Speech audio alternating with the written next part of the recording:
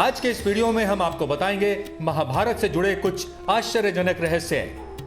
महाभारत को पंचम वेद कहा गया है। यह ग्रंथ हमारे जीवन के मन प्राण में बसा हुआ है। इस ग्रंथ में तत्कालीन भारत आर्यावर्त का समग्र इतिहास वर्णित है। अपने आदर्श स्त्री पुरुषों के चरित्रों से हमारे देश के जनजीवन को यह प्रभावित करता रहा है। इसमें सैकड़ों पात्रों, स्थानों, घटनाओं तथा विचित्रताओं व विडंबनाओं का वर्णन है। प्रत्येक हिंदू के घर में महाभारत होना चाहिए। महाभारत में कई घटना, संबंध और ज्ञान विज्ञान के रहस्य छिपे हुए हैं।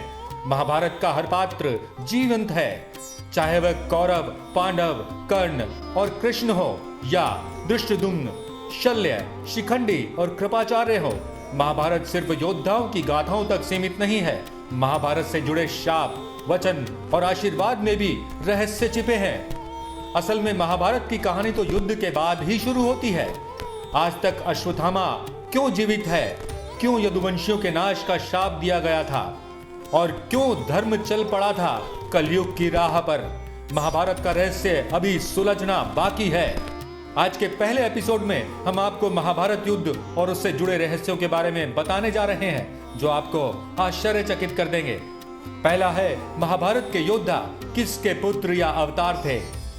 महाबली बलराम शेषनाग के अंश थे। 8 वासुओं में से एक ध्रुव नामक वसु ने ही भीष्म के रूप में जन्म लिया था। देवगुरु बृहस्पति ने ही द्रोणाचार्य के रूप में जन्म लिया था। गुरु द्रोणाचार्य के अश्वत्थामा को महादेव, यम, काल और क्रोध के सम्मिलित अंश से उत्पन्न किया गया था। देवताओं में सबसे प्रमुख सूर्यदेव के पुत्र कर्ण सूर्य के अंशा अवतार थे। दुर्योधन कलयुग का तथा उनके 100 भाई पुलस्त्य वंश के राक्षस के अंश थे। दूसरा है 18 का रहस्य। कहते हैं कि महाभारत युद्ध में 18 संख्या का बहुत महत्व है। महाभारत की पुस्तक में 18 अध्याय हैं। कृष्ण ने कुल 18 दिन तक अर्जुन को ज्ञान दिया। 18 दिन तक ही युद्ध चला। गीता में भी 18 अध्याय हैं। कौरवों और पांडवों की सेना की कुल संख्या 18 अक्षौहिणी सेना थी, जिसमें कौरवों की 11 और पांडवों की 7 अक्षौहिणी सेना थी। इस युद्ध के प्रमुख सूत्रधार भी 18 ही थे। इस युद्ध में कुल 18 योद्धा ही जीवित बचे थे। सवाल ये उठता है कि सब कुछ 18 की संख्या में ही क्यों होता गया। क्या यह संयोग है या इसमें जुड़ा कोई रहस्य छिपा है। और तीसरा आश्चर्य है श्री कृष्ण और 8 का अंक का रहस्य।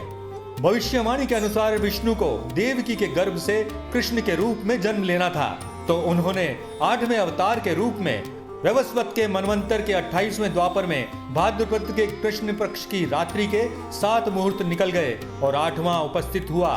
तभी आधी रात के समय सबसे शुभ लग्न उपस्थित हुआ। उस लग्न पर केवल शुभ ग्रहों की दृष्टि थी। रोहिणी नक्षत्र तथा अष्टमी तिथि के संयोग से जयंती नामक योग में रात को हुआ। 12 बजे तक वक्त शून्य काल था। श्री कृष्ण के 8 पत्नियां थी। उनके जीवन में 8 नगरों का महत्व ज्यादा रहा। मथुरा, गोकुल, गोवर्धन, वृंदावन, अवंतिका, हस्तिनापुर, द्वारिका और प्रभास क्षेत्र। और अगला है, महाभारत में किसी भी व्यक्ति का सामान्य रूप से जन्म नहीं हुआ।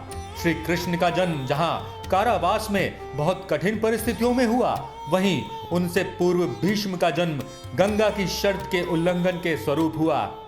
शांतनु से गंगा का विवाह हुआ।